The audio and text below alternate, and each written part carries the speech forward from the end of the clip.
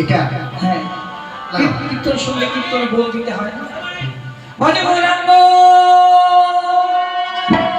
ভজে গৌরাঙ্গ গৌরাঙ্গ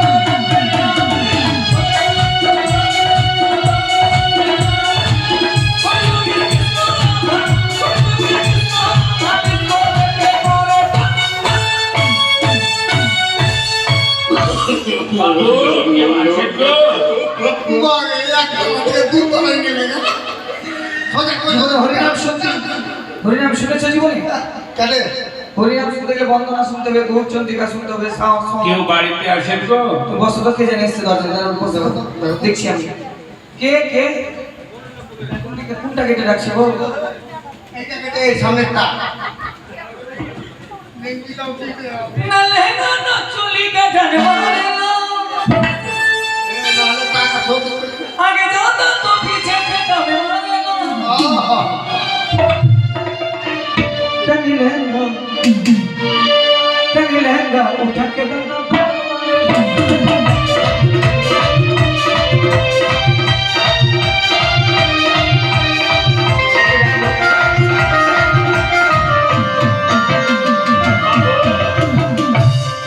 বাবু দরজার সামনে আছি।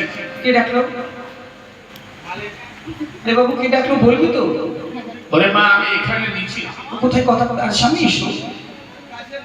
কি ব্যাপার মেয়েটি কি চোখে কম দেখে? আরে কাছে এসে আরে কে ডাকছো বলবি তো? আরে আমি আরে ডাকছো কে? আরে বাবা আমি নিচে বসে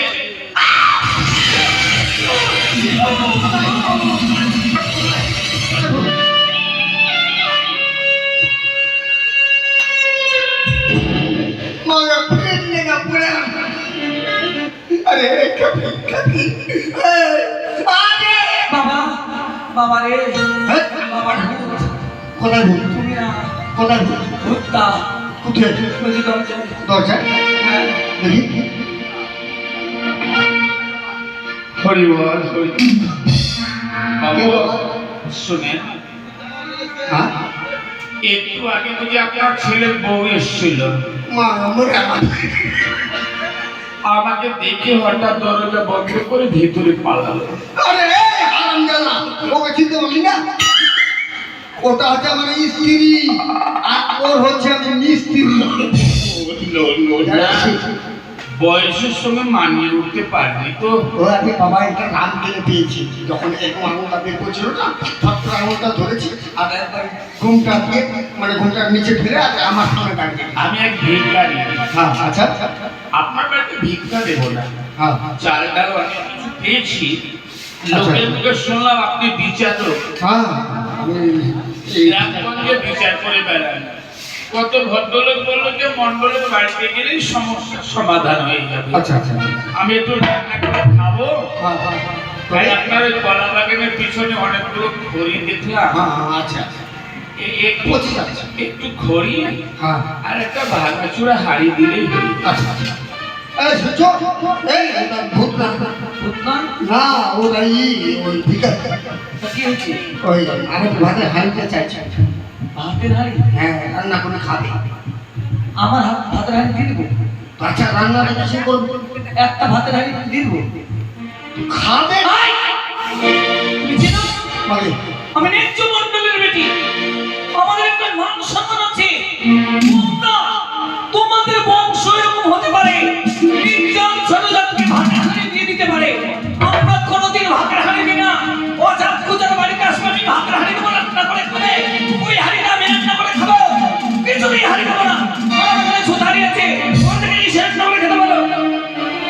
দিবে না বাবা। হাড়ি দিল ওই যে সামনে কোনো বাগানটা ওখান থেকে হাড়ি মানে নিয়ে আসতে হবে। অতিথি মানে নারায়ণ বাবা। তো নারায়ণের জ্বর উঠে ফেলবে। নারায়ণ তো শিলা হয়ে থা, মানুষ হয়েছিস কেন? খড়িগুলো দিন, যার খড়িগুলো দিন। ওই কি বলছে? খড়ি কোথায় পাবো? নিজে রান্না করার জন্য খড়ি পাই না, হাঁড়ি জল কাদাতে ভিজে দিতে সব। কেন তো মামুনি আপনাদের পিছনে দোকানটা না বলতে হয় না আগে। কি হলো? কাজ হয় না? খড়ি কেন কথা বলতে গেলে তো ঘরে ঘড়ি গেল পচে যাচ্ছে তো। ওগুলো কত যত্ন করে কেন কি করবা? কাজের জন্য। কোন কাজ করবা? তুমি বললে পুরাবো ওই জন্য।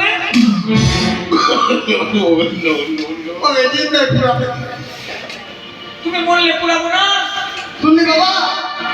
ভালো বাঁধা গো বাঁধা, ছেলে মেয়ে কেউ নেই। কেউ নেই। বললে আমি ওকে ধরে টানা তোমরা করে জোগাড় করবো, ওই জন্য আগে করে রেখেছি।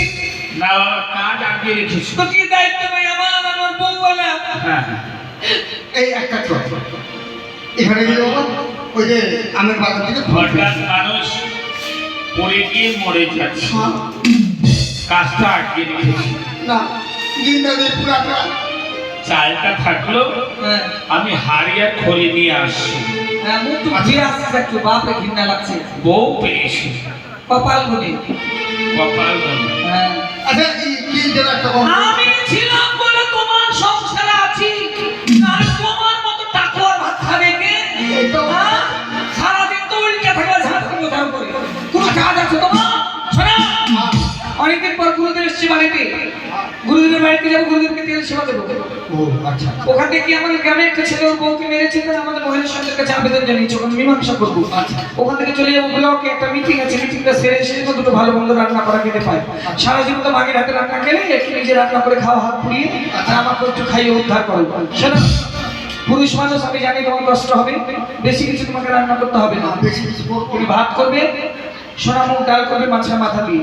আচ্ছা। তোমাকে বেশি কিছু করতে হবে না। করবো দুটো বেগুন ভাজা করবে, আচ্ছা দুটো মিষ্টি কুমড়ের চপ ভাজি ভেজে নেবে, আচ্ছা 4-5টা পাঁপড় ভেজে নেবে, দুটো আলু পোস্ত করে নেবে, দুটো পটল ভেজে নেবে, আর কল্লার ভারোয়া করে নেবে, আর কালকে যে ইলিশ মাছগুলো কিনে আছে ওগুলো পাতুরি করে নেবে। তোমাকে বেশি কিছু করতে হবে না। আসলে কুয়াশ রাখা আছে, কুয়াশ। ও আচ্ছা আচ্ছা হ্যাঁ, কুয়াশগুলো একটু দম করে নেবে। ওর ঠিক দিয়ে প্রথমটা হ্যাঁ হ্যাঁ আচ্ছা আচ্ছা, আচ্ছা আসলে 2-4টে ধোকা রান্না করে নিও। ধোকা রান্না করতে জানো না?